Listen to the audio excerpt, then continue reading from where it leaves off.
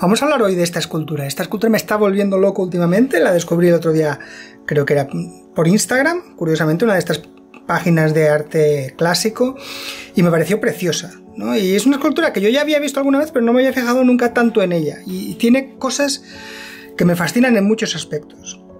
Primero vamos a ir por la parte más formal, vamos a ir por el tema y vamos a ir concretando. El hecho de que sea una escultura tan absolutamente clásica, es decir, tú ves esto y piensas inmediatamente en Roma o en Grecia. De hecho es una copia romana de una escultura griega y claro, identificas perfectamente todo esto, pero tiene este elemento animal, este elemento de fantasía que nos puede parecer un poquito más extraño, ¿no? y que le da muchísima magia o misterio, que le añade algo más a la pieza. Evidentemente el cuerno me gusta mucho, pero no es lo único que me gusta de aquí.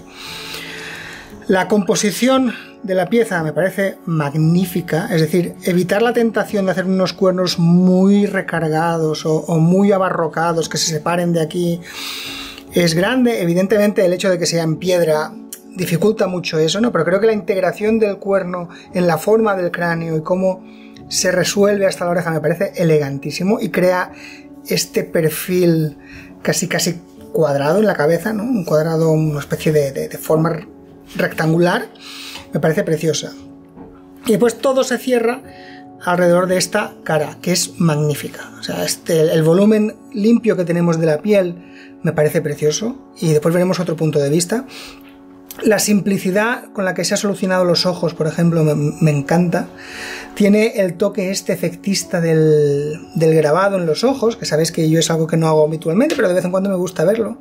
Me gusta muchísimo la simplificación de las cejas, como una especie de arista redondeada y que casi llega hasta el final. Fijaos como aquí hay una línea que parte de aquí y va hasta el final de la ceja, ¿no? Casi podríamos hacer que esto es como una forma en sí misma, ¿no? Llena de detalles dentro.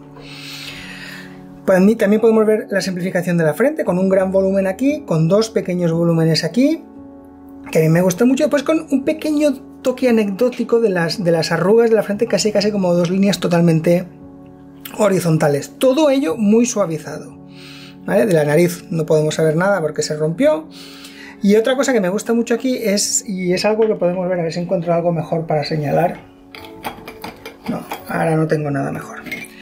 Otra cosa que podemos ver aquí muy chula es el perfil, que es donde se expresa el volumen. Vamos a ir viendo este perfil de aquí. Entonces fíjate en este contorno de aquí de la mejilla y vemos cómo que se corresponde con este efecto de luz, ¿no? Tenemos la sombra de este perfil que va hacia abajo, que corresponde a esta sombra de aquí. Pues tenemos la luz y aquí vemos el contorno que va en esta dirección, ¿no? Y es esta luz que va hasta aquí y que se abre aquí para ir a buscar el volumen de la mejilla un poquito caída, y pues tenemos la dirección del contorno que va así, que corresponde a esta sombra. Esto es una manera muy útil también de leer fotografías. Si algún día tienes que modelar a partir de fotografías, está muy bien ir buscando las relaciones entre los contornos y las sombras, y así tenemos bastante información, ¿no? Siempre es ideal tener más fotos de diferentes puntos de vista, pero si no la tenemos podemos ir sacando información así. Bueno, entonces toda esta simplificación de la cara me parece magnífica, simplificada al máximo, muy geométrica, pero con los toques justos de naturalismo para que esté vivo, ¿no? Y después tiene riqueza de textura por todas partes. Vemos la barba con todos los mechones perfectamente definidos y caóticos. Vemos por otro lado el pelo, que es más lacio que el de la barba. Vemos que los pelos aquí son más cortos y como más rizados, y aquí vemos esta parte mucho más lacia, con líneas muchísimo más ordenadas, ¿no?, que aquí.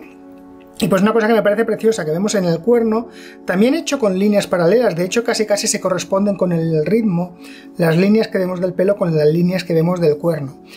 En cambio reconocemos perfectamente como espectadores que esto es pelo y esto es cuerno, ¿no? Y es este juego de intentar encontrar cosas que tengan relación unas con las otras, pero al mismo tiempo que expresen algo diferente, ¿no?, y que tengan cualidades algo distintas. Me parece una preciosidad. Y fijaos que estas líneas siempre tendríamos la tentación de hacer una cosa muy ordenada. En cambio tiene su caos por aquí, ¿no? Tiene su punto orgánico, que me parece chulísimo. Me parece curioso que el pelo esté más ordenado que el cuerno, en ese sentido, si buscamos líneas paralelas, ¿no? Y nada, me parece una escultura preciosa. ¿Qué es lo que pasa con esta escultura? Que si buscáis en internet veréis que casi solo encontráis esculturas, fotos con este punto de vista, porque es verdad que este punto de vista es magnífico. Aquí he conseguido una foto frontal y la verdad es que la pieza pierde algo de fuerza, ¿no? Porque perdemos este elemento del cuerno, que es lo que le da tanta fuerza a esto, ¿no? Y de hecho tiene el cráneo casi como muy pequeño desde este punto de vista. Pero bueno, sigue siendo una pieza magnífica y preciosa, ¿eh? De este punto de vista quería comentaros que si os fijáis en la cara, a pesar de que sea una escultura del siglo V a.C., si veis la cara, en realidad nos puede recordar muchísimo a las caras, por ejemplo, del portal de la gloria del apóstol Santiago, ¿no? Del románico. Vemos que la tradición romana sigue hasta muy adelante en la Edad Media y en realidad esta cara tiene mucho de eso también. Entonces hay algo que se mantiene en la tradición escultórica, ¿no? Curiosamente, y a veces en nuestra memoria parece que el arte griego y el arte medieval no tienen nada que ver y somos capaces de ver como sí que hay muchísima relación entre ellas.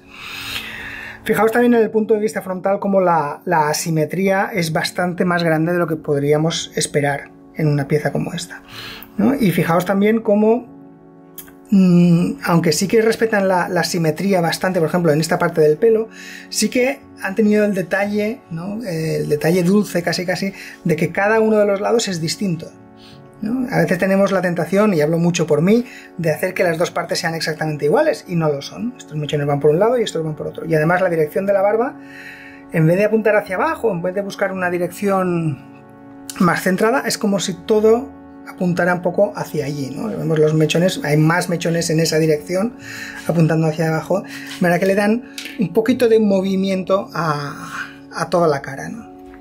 No sé, me parece una escultura preciosa, quería compartirlo con vosotros porque a veces cuando veo estas cosas me entretengo con estos pequeños detalles y creo que es muy interesante compartirlos. Si hay alguna escultura que a ti te parezca interesante, me la puedes enviar y la podemos compartir juntos, la podemos comentar juntos si te apetece. Nada, muchísimas gracias y nos vemos otro día.